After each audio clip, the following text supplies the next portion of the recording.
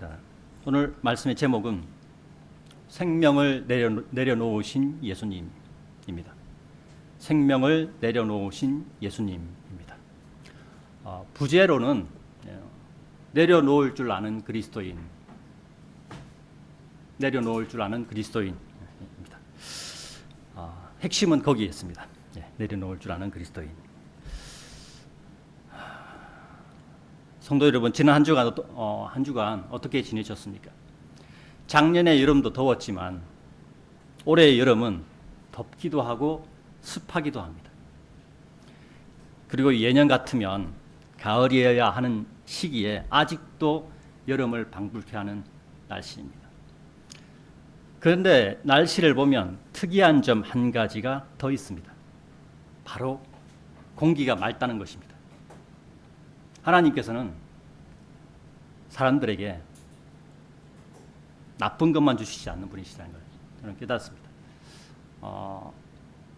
작년까지만 하더라도 중국발 미세먼지가 몰려와가지고 공기가 많이 탁했는데 올해는 제가 어렸을 때 느꼈던 맑은 하늘을 자주 볼 수 있다는 것은 좋은 점이라고 할 수 있겠습니다.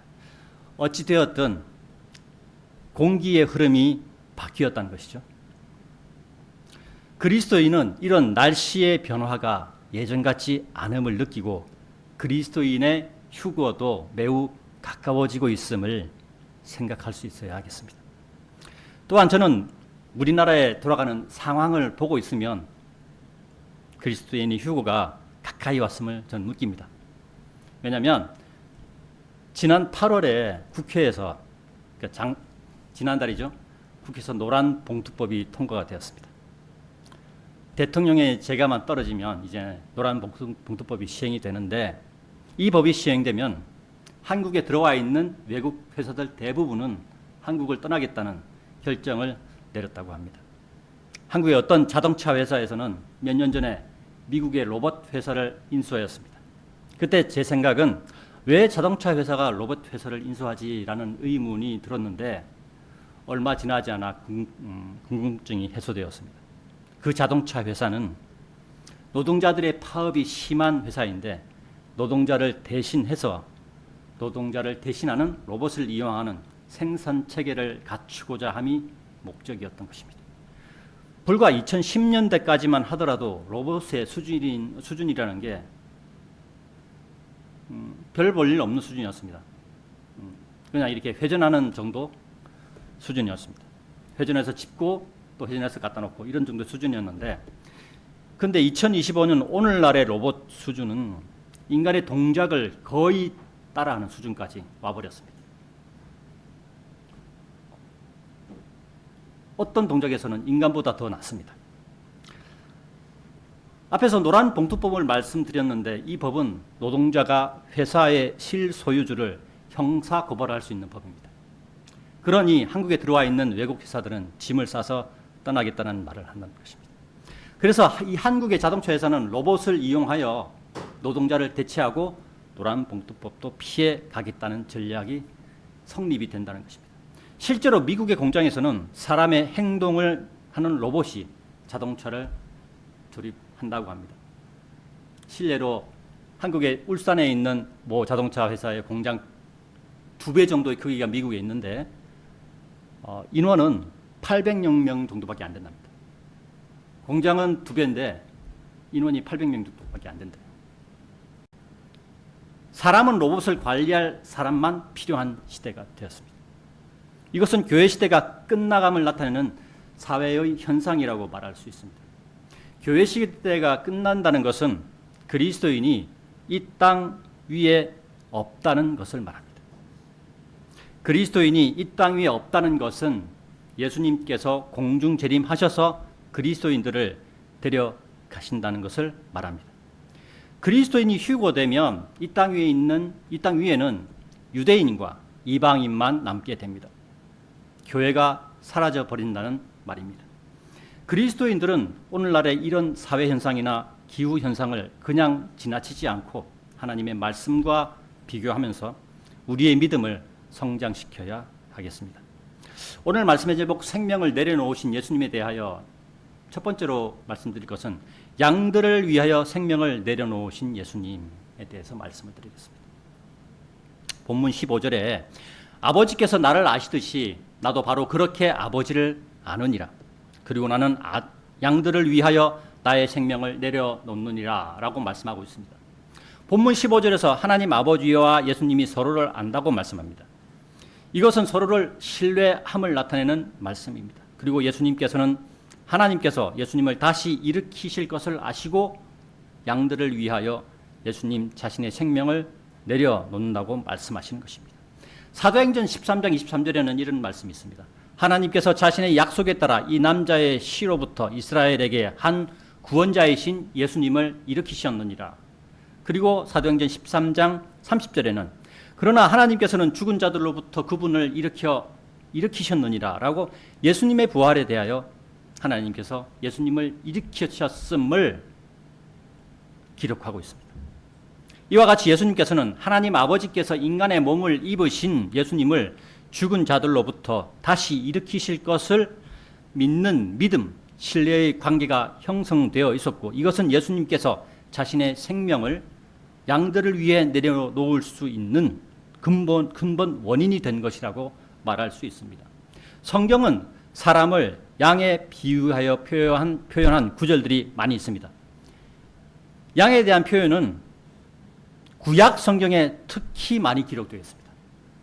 신약 성경에서는 31군데 구절들이 기록되어 있는데 마태, 마가, 누가, 요한복음의 사복음서와 로마서, 히브리서, 베드로전서, 요한계시록 등의 양들이라는 단어가 기록되어 있습니다.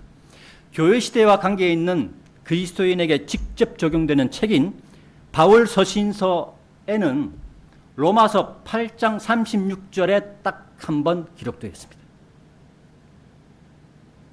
로마서 8장 36절에 기록된 것도 구약인 시편 44편 22절의 말씀을 인용한 것입니다.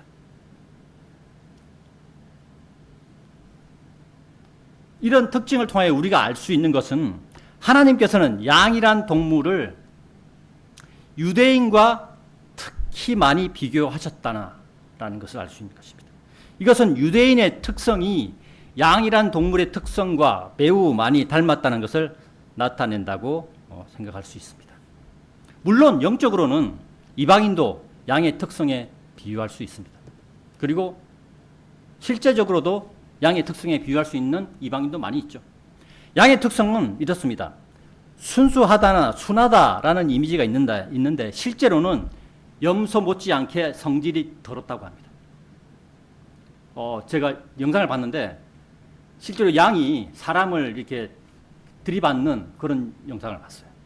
그리고 옛날에는 양치기가 있던, 그러니까 옛날 시대에는 유럽에서 양한테 들이받쳐가지고 죽는 양치기들이 종종 있었다고 합니다. 그래서 그 정도로 양은 성질이 더러운 동물이에요. 양들은 무리지어 생활하며 시력이 나쁘고 또 방향 감각이 별로 좋지 않고 그래서 목자의 보호가 필수적이다. 고집이 세고 제멋대로 행동한다라는 특징이 있다고 합니다. 또 사람이 양의 털을 깎아주지 않으면 양은 털로 뒤덮여 죽는다고 합니다. 실제로 뉴질랜드나 호주에서는 양이 도망져가지고 한 4년 5년 지났다가 이게 발견이 됐는데 죽진 않았는데요. 완전히 그 공 같은 그런 모습으로 양이 털이 완전히 뒤덮여가지고 그러면 이 배설을 해야 되잖아요. 배설물이 이 그 털에 이렇게 막혀가지고 죽을 수도 있다고 합니다. 그 정도로 양이 그 정도의 동물이라는 거죠. 그래서 목자가 반드시 필요하다. 이 부분을 사람의 죄와 연결하여 죄로 인하여 죽을 인생을 죄에서 벗어나게 해주신 하나님의 사랑, 예수님의 사랑을 표현하기도 합니다. 우리나라의 강원도 면적 정도의 땅에서 그들끼리 모여 생활하는 유대인과 유대인의 관점을 볼 수 있는 구약 성경 그리고 신약의 사복음서인 마태, 마가, 누가, 요한복음에 기록된 유대인의 모습은 양들과 같은 모습을 가지고 있다고 말할 수 있습니다. 그리고 구약에는 유대인들의 생활 속에 양들이 등장하는 말씀이 많이 나옵니다. 그리고 양들을 하나님께 드리는 제사에 많이 사용하였습니다. 양은 유대인들의 죄를 담당하는 동물이었습니다. 이것은 예수님의 피 흘리심을 예표하는 그러한 동물이라고도 말할 수 있습니다. 예수님께서 이 땅에 내려오신 이유는 유대인을 구원하고자 함이었습니다. 지금 우리 이방인을 구원하고자 함이 첫째 목적이 아니었어요. 유대인을 구원하고자 함이었습니다. 하나님께서는 예수님을 이 땅에 내려보내시어 유대인이 예수님을 받아들이면 뒤이어 예수님께서 이 땅에 천년왕국을 세우시는 그런 계획이 있었습니다. 이것을 비유한 말씀이 있는데 마가복음 12장 1절부터 11절을 같이 한번 보겠습니다. 마가복음 12장 1절부터 11절입니다.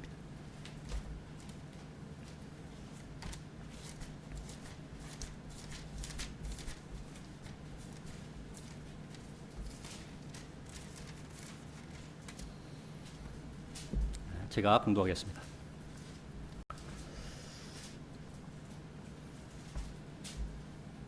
이후에 그분께서 그들에게 비유들로 이렇게 말씀하기 시작하셨더라. 어떤 한 사람이 포도원을 세우고 그것 주위로 울타리를 둘렀으며 포도즙 짜는 틀을 위한 자리를 파내며 망대를 세웠고 농부들에게 그것을 새로 주고는 먼 나라로 떠났더라.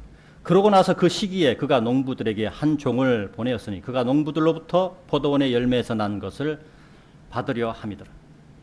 그러자 그들이 그를 잡고 그를 때렸으며 그를 빈손으로 돌려보냈더라.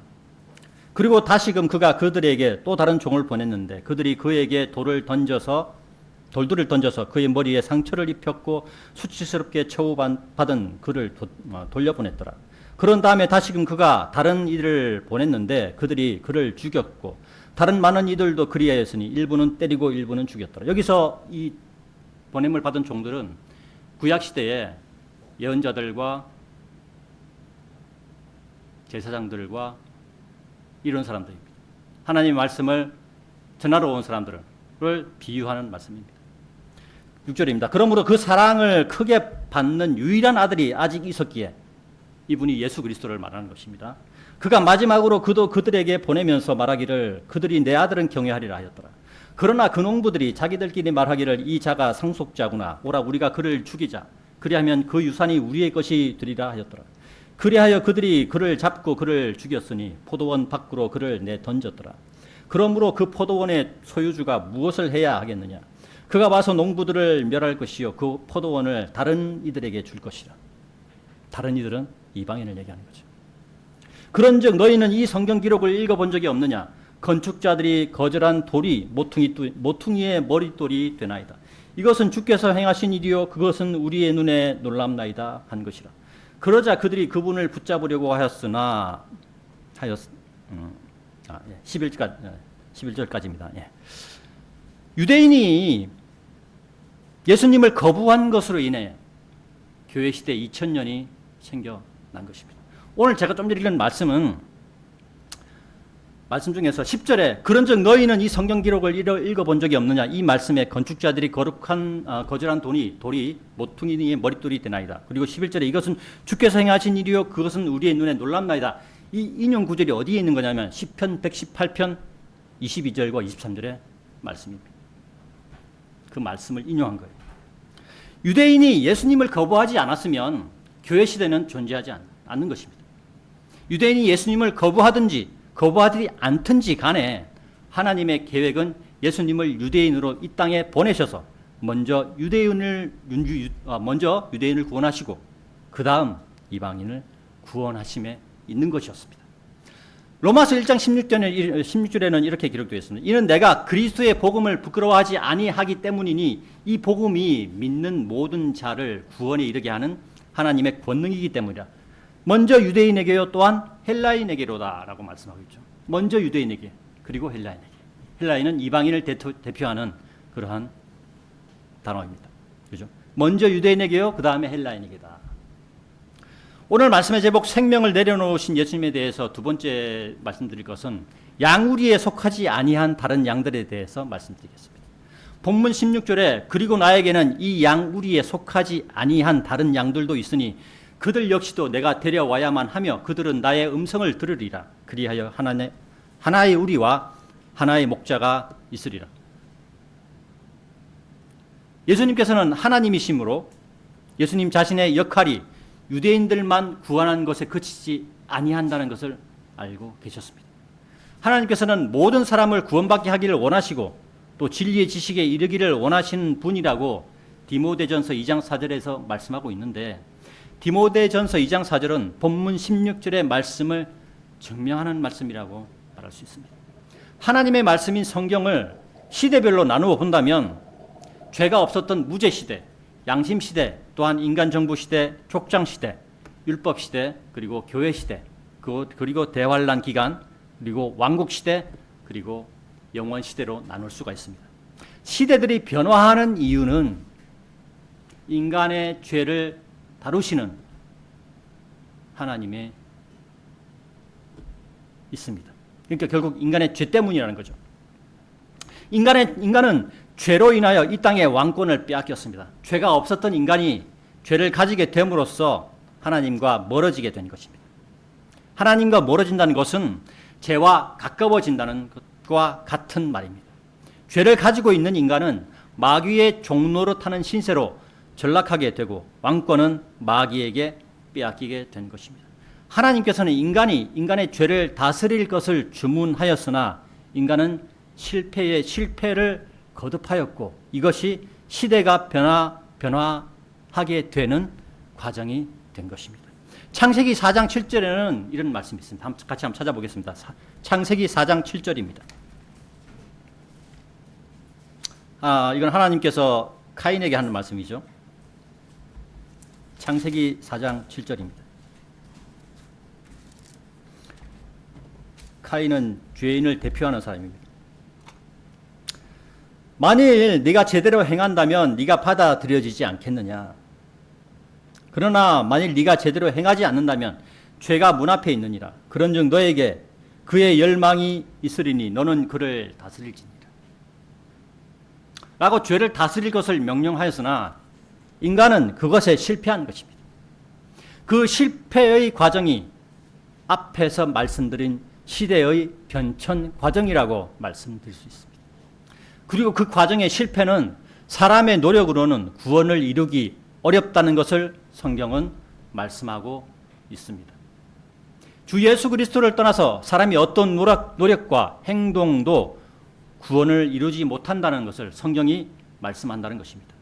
대환란 시대에 구원받으려면 사람의 노력이 필요하지만 전제되어야 할 것은 예수님을 믿는 믿음을 갖고 있어야 합니다. 물론 대환란 시대에 예수님을 믿는 믿음이 없이 대환란 시대를 견디었다면 천년왕국의 시민으로 들어갈 수는 있지만 그것이 그 사람을 구원한다는 것은 아니라는 것입니다. 그들은 천년왕국에서 혼의 구원을 받아야 하는 구원의 행동이 필요한 사람들이 되는 것입니다. 그러나 그러한 사람들의 후손이 천년왕국이 끝날 때 마귀가 잠시 풀려날 때 마귀를 따라간다면 그들은 구원받지 못하게 되는 것입니다. 어찌 되었든 간에 성경의 주제는 예수님이 다스리는 왕국입니다. 아담이 잃어버린 왕국을 예수님께서 다시 찾으신다는 것이 이 성경의 주제인 것입니다. 본문 16절의 시제는 예수님께서 이 말씀을 하시는 시점과 교회 시대인 오늘날 그리고 앞으로 이루어질 천년왕국의 시간을 포함하는 말씀인 것입니다. 16절은 다시 한번 보십시오. 그러나 나에게는 이 양우리에 속하지 아니한 다른 양들도 있으니, 다른 양들이 누굽니까? 바로 우리죠.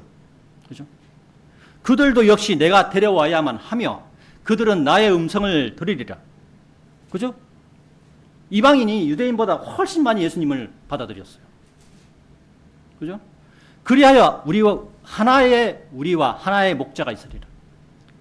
그죠? 결국은 천년왕국을 얘기하잖아요. 그러니까 예수님이 초림하셨던 시대와 지금 시대와 천년왕국 시대, 그 시대를 다 얘기하는 말씀이라는 것이죠.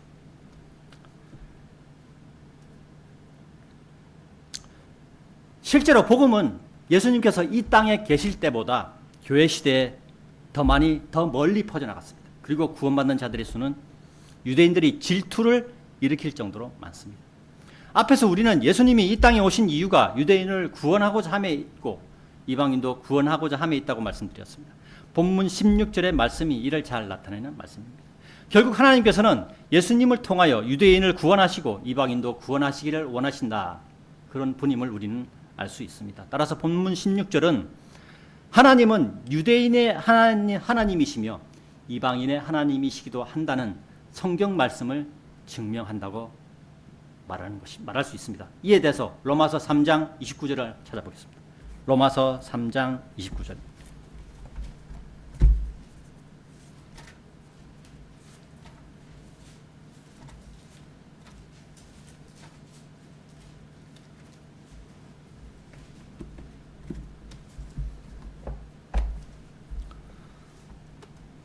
자, 그분께서 유대인들만의 하나님이시냐? 그분은 이방인들에게도 하나님이 아니시냐? 진정 이방인들의 하나님이기도 하시니라. 그죠? 말씀을 증거하고 있다. 우리는 예수 그리스도의 피 흘리심의 의미를 알고 살아가는 사람들입니다. 예수님께서 하신 말씀을 성경에서 읽고 듣고 있습니다. 그리고 우리는 우리의 목자 되시는 예수님의 말씀으로 지금까지 인도하심을 받아왔습니다. 각자의 삶이 어떠하든지 간에 결국 지금 이 시각 여기 예수님의 몸된 교회인 천안생명침례교회의 이 울타리 안에서 경배를 드리고 있습니다. 그리고 우리가 각자의 삶의 터전으로 돌아간 후에도 우리는 우리의 목자 되시는 예수님의 인도하심으로 삶을 살아갈 것입니다. 주 예수 그리스도께서는 그리스도인 모두에게 한 분의 목자이며 한 분의 하나의 울타리가 되시는 분입니다. 오늘 말씀의 제목 생명을 내려놓으신 예수님에 대해서 세 번째, 하나님의 사랑은 영원한 생명을 준다에 대해서 말씀드리겠습니다. 하나님의 사랑은 영원한 생명을 준다. 본문 17절과 18절입니다. 그러므로 나의 아버지께서 나를 사랑하시니 내가 나의 생명을 내려놓는 까닭이라. 이로써 내가 그것을 다시 취하려 함이라. 나에게서 그것을 빼앗을 사람은 아무도 없으나 나 스스로 그것을 내려놓느니라. 나는 그것을 내려놓을 권능이 있으며 내게는 그것을 다시 취할 권능도 있느니라. 이 명령은 내가 나의 아버지께로부터 받은 것이라. 예수님께서는 이 땅에 계셨을 때 하나님 아버지께서 예수님을 사랑하셨다는 것을 알고 있었습니다. 마태복음 3장 16절과 17절에 그 말씀이 나오는데 같이 한번 찾아보겠습니다. 마태복음 3장 16절과 17절입니다. 예수님께서 침례를 받으신 장면이죠.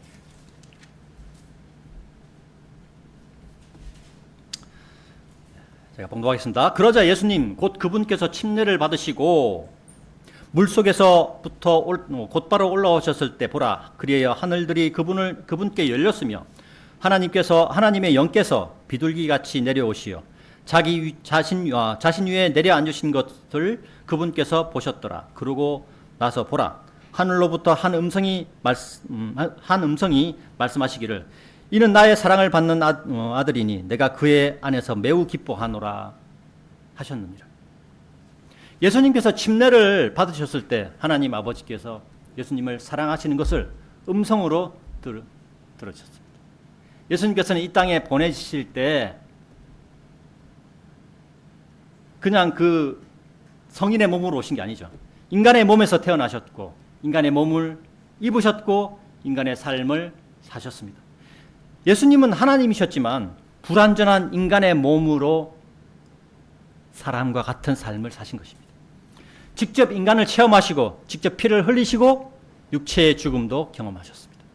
그래서 우리는 하나님이시며 사람으로서 사람의 인생을 사신 예수님을 의지할 수 있는 것입니다. 예수님은 죄가 전혀 없는 몸으로 태어났습니다. 그리고 자신의 죄 없는 몸을 내려놓으신 것입니다.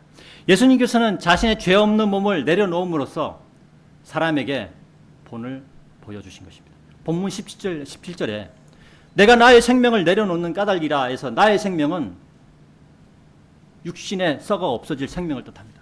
물론 예수님께서는 죄가 없으신 몸이었지만 십자가의 죽으심으로 그 죄 없는 육신의 몸이 죽었죠. 예.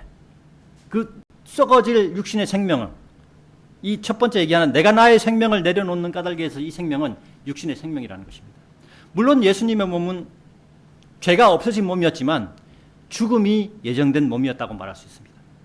마태복음 26장 39절에는 예수님께서 기도하며 하시는 말씀이 그 기도의 내용이 기록되어 있습니다. 오 나의 아버지여, 내가 만일 그것이 가능하시거든 이 잔을 제게서 지나가게 하여 주시옵소서. 그럼에도 불구하고 제 뜻대로 하지 마옵시고 다만 당신의 뜻대로 하옵소서. 이 말씀의 내용은 하나님께서 예수님을 이 땅에 인간의 몸으로 보내주신 이유를 정확하게 설명하고 있는 말씀입니다. 이 잔이 뜻하는 것은 십자가를 지는 것을 잔에 비유하여 말씀하시는 것입니다.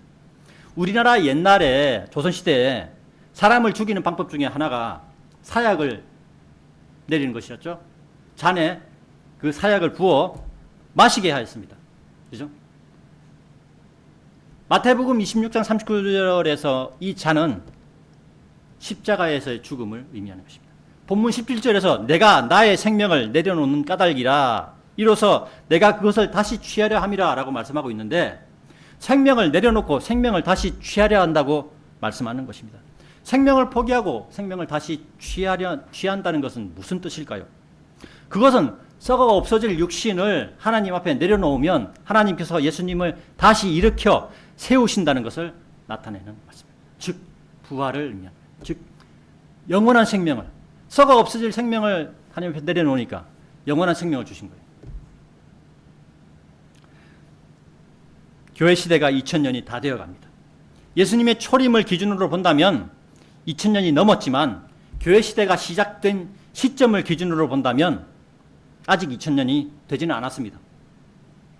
교회 시대가 시작된 시점이 예수님께서 올라가신 시점이죠. 예수님께서 33세 반의 삶을 사시고 올라가셨습니다. 그죠? 그러니까 34년이나 35년, 2034년, 기원 후 34년이나 35년부터 지금 2025년이니까, 그죠? 아직 2000년이 안 지났죠. 2000년이 아직 안 지났습니다. 그죠? 자, 여기서 교회 시대가 2000년이라고 말씀하는 이유에 대해서 제가 잠깐 말씀을 드리겠습니다. 베드로후서 3장 8절을 찾아보겠습니다. 베드로후서 3장 8절입니다. 왜 교회 시대가 2000년이나 라고 얘기를 하냐? 베드로후서 3장 8절입니다. 네, 찾으신 줄 알고 제가 봉독하겠습니다. 그러나 사랑받는 자들아, 주께는 하루가 1000년 같고 1000년이 하루 같다는 이 한 가지에 관하여 무시하게 되지 말라. 이거 기억하라는 거죠. 주께는 하루가 1000년 같고 1000년이 하루 같다. 이 한 가지에 관해서 알고 있으라는 말입니다. 자, 그리고 한 구절 더 찾겠습니다. 호세아 6장 1절과 2절을 보겠습니다. 호세아 6장 1절과 2절입니다. 구약 호세아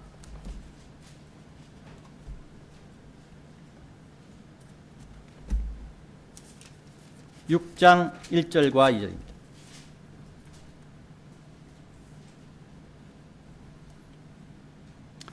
자, 제가 봉독하겠습니다. 오라, 우리가 주께로 되돌아가자.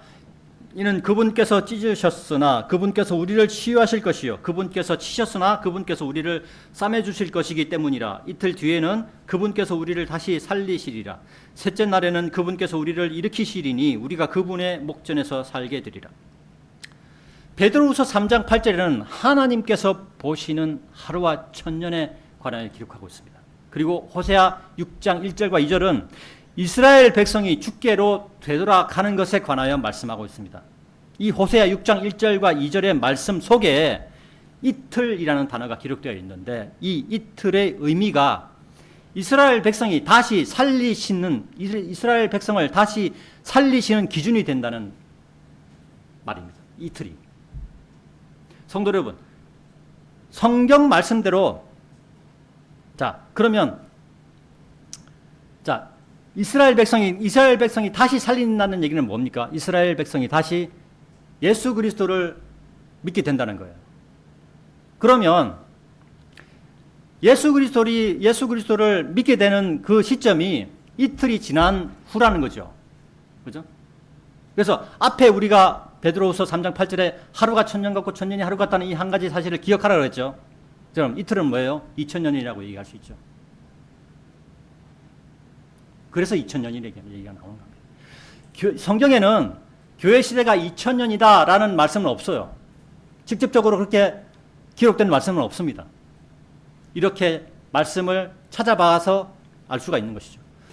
자, 호세아서의 말씀은 그리스도인을 향한 말씀이 아니에요. 유대인을 향한 하나님의 말씀입니다. 그죠? 유대인을 향한 하나님의 말씀을 통해서 우리가 알 수가 있다는 거예요. 유대인을 살리시는 그 기간이 이틀 후에 살리신다는 거예요. 2000년 후에 살리신다는 것이죠. 그러면 2000년 후에 대환란이 시작된다는 것과 같은 말입니다. 그렇죠? 그래서 교회 시대 2000년이라는 얘기가 여기서 나온다는 것입니다. 성도 여러분, 성경 말씀대로 믿는 사람들은 오늘날을 교회 시대라고 부릅니다. 그리고 성경 말씀대로 믿는 사람들이 나누어 놓은 시대는 앞에서 말씀드린 무죄 시대, 양심 시대, 인간정부 시대, 족장 시대, 그리고 율법 시대, 교회 시대, 대환란 기간, 왕국 시대, 그리고 영원 시대로 나눌 수 있다고 말씀드렸습니다. 여기서 교회 시대의 다음 시대는 어떤 시대가 시작됩니까? 바로 과도기적인 시대인 7년간의 대환란이 시작됩니다. 이 대환란을 통해서 이스라엘 백성을 다시 살리시고 다시 일으키신다고 호세아서 1장 6장 1절에서 2절은 말씀하는 것입니다. 따라서 우리가 살고 있는 이 교회 시대가 끝나면 대환란이 시작되므로 역으로 생각해서 이틀이라는 기간이 교회 시대를 의미하는 것이고, 이틀의 기간은 베드로후서 3장 8절의 말씀을 기준으로 2000년이라는 기간을 성경은 말씀하고 있다는 것을 알아야 한다는 것입니다. 사람들이 교회 시대를 2000년이라고 말하는 이유가 바로 여기에 있는 것입니다. 아까도 제가 앞에서 말씀드렸다시피 성경에는 교회 시대가 2000년이라고 직접적으로 말씀한 구절은 없습니다. 그래서 말씀을 찾아보지 않고 받아들이는 것과 말씀을 찾아서 진리의 지식에 근거하여 받아들이는 것은 하늘과 땅 차이가 있다고 말씀할 수 있습니다. 이유는 말씀을 찾아보지 않고 믿는 것은 예수님을 처음 받아들일 때 한 번으로 족하다는 것입니다. 그죠? 예수님을 받아들일 때 우리 나가서 길거리에 나가서 전하거나 아니면 교회 내에서도, 그러니까 세상 교회들에서도 만약에 저 교회 다녀요. 근데 물어보니까 구원을 안 받았어요. 전할 때 어떻게 하면 말씀을 찾아서 그것을 이해하고 이렇게 믿습니까? 아니죠. 그냥 받아들이는 거예요. 그죠? 이와 마찬가지로 말씀을 찾아보지 않고 믿는 것은 예수님을 처음 받아들일 때, 처음 믿을 때 한 번으로 족하다는 것입니다. 말씀에 근거하지 않는 믿음은 믿음이 성장하지 못하게 되기 때문입니다. 말씀에 근거하지 않으므로 무엇을 의지하게 되냐면 바로 은사주의와 주제권 구원론 등의 행위 구원에 빠지게 되는 것입니다. 그래서 말씀이 중요하다는 것입니다. 그리스도인은 말씀에서 구원의 근거, 믿음의 근거를 찾고 머릿속에 기억해야 하는 것입니다. 그래야 은사주의나 아니면 뭐 신천지나 아니면 뭐 행위 구원을 주장하는 그런 뭐 하나님의 교회, 뭐 신천지, 뭐 이런 그런 이단들에 넘어가지 않는 것이에요. 저는 한국의 교회 중에서 말씀에 근거한 믿음을 강조하지 않는 교회가 많음으로 인해서 이 나라에 이단들이 설치는 것이라고 생각하는 사람입니다. 믿음의 첫 단추를 말씀 기준으로 잘 끼워 넣으면 그 사람은 흔들리지 않는 반석 위에 믿음을 세우게 되는 것입니다. 여기서 흔들리지 않는 반석은 예수님을 말씀하는 것입니다. 본문 17절에서 예수님께서 자신의 육신의 생명을 내려놓는 것은 영원한 생명을 취하는 것이라고 말씀하고 있습니다. 초기 교회 시대부터 시작하여 많은 믿음의 선배들이 자신의 목숨을 내어놓았죠. 그죠? 교회사를 보면 알 수 있습니다. 믿음을 지키기 위한 몸부림이었던 것입니다. 물론 오늘날에는 우리 한국만 보더라도 한국 안에서만 보면 믿음을 지키기 위하여 자신의 목숨을 내어놓는 경우는 없습니다.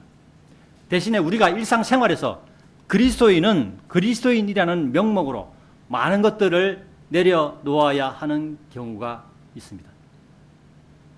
이것은 오전에 집사님 말씀하신 믿음의 싸움을 싸우는 것과 같은 뜻입니다. 필라델피아 교회 시대에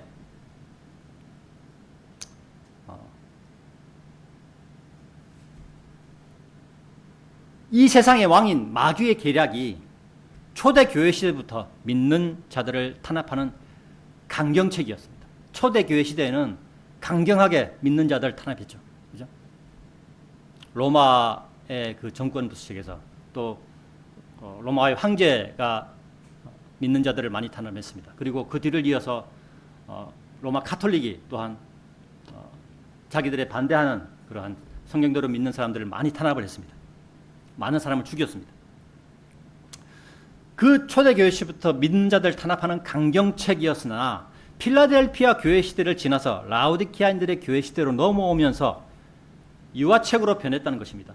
필라델피아 교회 시대의 중간 부분에서 끝자락에 이른 시기에 영국에서 혁명이 일어났습니다. 무엇이 일어났습니까? 산업혁명이 일어났습니다.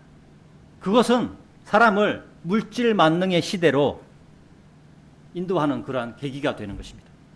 그리고 라오디케아인들의 교회 시대인 오늘날에는 물질의 유혹으로 인하여 교회가 무너져 내려가고 있는 것입니다. 요즘은 AI 뭐 챗GPT 뭐 AI 뭐도 그렇던데 이것도 마찬가지예요. 그 물질의 연속성이 있는 것입니다.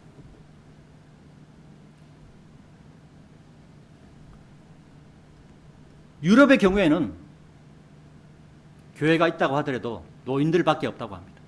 그리고 그리스도인들이 없는 교회 건물은 술집이나 이슬람의 회당으로 변해 갔다고 합니다. 이와 같이 마귀는 교회를 파괴하기 위하여 물질을 사용하며 오늘날의 많은 교회들이 물질을 우선하는 모습을 보임으로써 마귀의 계략에 넘어가는 교회들이 넘쳐나고 있는 것입니다. 한국의 교회들도 마찬가지예요. 물질에 의지하게 되면 그렇게 되는 겁니다. 여기서 우리는 예수님께서 우리를 살리기 위하여 자신의 생명을 내려놓았다는 것을 생각해 보아야 합니다. 구원받은 자로서 믿음을 성장시켜야 하는 책임이 우리 각자에게 있습니다. 물론 구원은 예수님을 마음으로 믿고 입으로 시인하면 누구나 구원받습니다. 이것이 교회 시대의 구원 교리입니다. 이것은 변하지 않습니다. 그러나 믿음의 성장은 자신의 것을 자신의 세상적인 생활 방식, 자신이 세상 구원받기 전에 가지고 있었던 그런 습관들을 내려놓지 못하면 성장할 수 없다는 것입니다. 자신이 가지고 있는 세상적인 것들을 내려놓지 못하면 말씀이 우리 속에 들어와 역사할 수 있는 공간이 없게 된다는 것입니다. 자신이 가지고 있는 선입견, 상스러운 말투, 물질에 관한 욕심 이런 것들은 말씀이 마음에 정착하지 못하게 하는 마귀의 미끼입니다. 본문 18절에 예수님께서는 나 스스로 그것을 내려놓느니라 라고 말씀하고 있습니다. 성도 여러분, 우리도 우리 스스로 나에게 있는 세상적인 것들을 스스로 내려놓으려고 하는 믿음의 발버둥이 있어야 합니다. 이것은 회개와도 관련이 있다고 말할 수 있습니다. 회개라는 말은 잘못된 것에서 돌이키는 것을 말합니다. 그러니까 회개기도는 잘못된 것에서 유턴하는 것을 동반하는 기도라고 말할 수 있습니다. 교회에서 각자의 처소에서 회개 기도를 한다고 하면서 기도가 끝나면 또 똑같은 행동을 한다면 회개하는 것이 아니라는 것입니다. 그렇죠? 우리가 차를 타고 가다가 방향이 잘못 왔어요. 그럼 어떻게 해야 됩니까? 유턴을 해야 되죠. 유턴하는 구간이 반드시 있습니다. 그죠? 유턴하는 구간에서 가던 방향에서 반대로 돌아서는 거예요. 그게 유턴이죠. 회개기도도 마찬가지예요. 내가 가는 이 길이, 이 행동이, 이 삶이 잘못된 거다. 그럼 돌아서야 돼요. 그것이 회개이며 회개 기도의 출발점이라는 것입니다. 오늘 말씀의 결론입니다. 예수님께서 자신의 생명을 내려놓음으로써 우리가 죄로부터 나음을 입었고 구원을 받았습니다. 구원받는 자들로서 우리가 내려놓을 것은 무엇입니까? 그리스도인에게 있어서 내려놓는다는 것은 하늘의 상급을 쌓는 출발선이라고 말씀할 수 있습니다. 그리스도인으로서 내려놓는다는 것은 영적인 싸움을 싸우는 출발선이라는 것입니다. 우리 사람은, 그리스도인은, 세상적인 사람은 몸과 혼이 다 죄로 뒤덮여 있지만 그리스도인은 혼은 죄에서 벗어나 있는 영적인 할례를 받아서 죄가 잘려나갔죠. 그래서 혼의 영향을 혼에는 죄가 없습니다. 그러나 이 우리 육신이 혼에 자꾸 영향을 주려고 그래요. 옛날에 내가 옛날에 이거 좋았었는데 그러면서 그 옛날 걸 자꾸 생각나게 해요. 이것을 내려놓는 것이 선한 싸움을 살아가는 선한 싸움을 싸울 수 있는 출발선이라는 것입니다. 왜냐하면 그리스도인은 육신의 생각을 내려놓지 않으면 하나님의 일을 할 수가 없습니다. 내 생각은 딴 데 있는데 저것을 할 수 있습니까? 사람은 마음과 생각이 틀리면 함께 할 수 없어요. 그죠? 여기서 이 자리에 우리 믿음의 성도들이 있는데 여기서 지나간 시간 나가신 분들을 바라보면 함께 할 수 없다는 생각이 들었기 때문에 나간 거예요. 그만큼 생각은 중요합니다. 무엇을 내려놓을 것인가? 어떻게 싸울 것인가? 의 출발선이라는 것입니다. 에베소서 2장 3절에서는 이렇게 말씀하고 있습니다. 지나간 때들에는 우리 모두가 그들 가운데 육신의 생각과 육신과 생각의 욕망들을 이루며 우리 육신의 정욕들 안에서 우리 생활 방식을 유지하였으니 다른 이들과 똑같이 본질상 진노의 자녀들을 이었느니라 라고 육신의 생각과 욕망들에 대해서 말씀합니다. 우리가 원래는 진노의 자녀들이었죠. 그죠? 근데 우리가 예수 그리스도를 받아들임으로써 진노의 자녀들에서 벗어난 것입니다. 그러나 우리의 육체는 아직도 진노의 육체는. 그래서 육체를 벗어버려야 되는데 그 벗어버리는 시기가 예수님께서 공중에 임하실 때 우리가 휴거될 때 육신을 벗어버리죠. 그죠? 그리고 예수님께서 오시기 전에 돌아간다면 우리는 자동적으로 이 육신을 벗어버리게 되는 것입니다. 그죠? 이 시간에 세상 사람들은 무엇을 할까요? 돈을 벌기 위해 일하는 사람도 있을 것이고 여행을 하며 자신의 육신의 만족을 추구하는 사람도 있을 것입니다. 여러분들은 여러분 각자의 삶에서 무엇을 내려놓고 있습니까? 구원받기 전에 세상의 습관, 세상의 말투, 고집 등의 세상의 생활 방식을 내려놓고 있습니까? 이거는 매일매일 내려놔야 돼요. 왜냐하면 육신의 죄가 있기 때문에. 매일매일 내려놔요. 어제 내려놨다 그래가지고 오늘 내려놓은 게 아니에요. 어제 내려놨으면 오늘 또 내려놔야 돼요. 자고 일어나면 또 내려놔야 돼요. 그리스도인은 구원받는 것에서 벗어나 믿음을 성장시켜야 합니다. 구원받는 것에 머물러 있는 것은 아기와 같은 믿음이에요. 그러기 위해서는 세상의 생활 방식은 반드시 버려야 하고 반드시 내려놓아야 하는 것입니다. 예수님의 믿음을 받아들임으로 우리는 구원을 받았습니다. 우리 믿음의 반석 되시는 예수님의 믿음 위에 나의 믿음을 성장시켜야 하는 책무가 우리 그리스도인 각자에게 있는 것입니다. 나의 믿음의 성장의 출발선은 세상의 생활 방식을 내려놓는 것에 있습니다.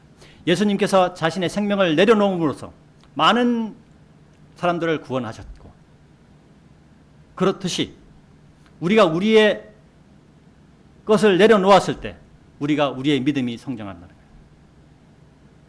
내려놓지 않으면 성장하지 않습니다. 성도 여러분들은 여러분들이 이 귀한 시간에 각자의 일을 내려놓았기 때문에 이 자리에 있을 수 있는 것입니다. 그죠? 만약에 내가 주일 이 시간에 난 다른 것을 해야 되겠어 라고 생각한다면 이 시간에 이 자리에 있을 수 없죠. 물론 피치 못할 상황이면 이 자리에 있을 수밖에 없어요. 그거는 인정을 합니다. 그러나 이 자리에 나올 수 있음에도 불구하고 세상의 것에 유혹에 대해서 나간다는 것은 자신의 것을 내려놓지 못했기 때문에 자신의 그 세상적인 것들을 내려놓지 못했기 때문에 그렇다는 것입니다.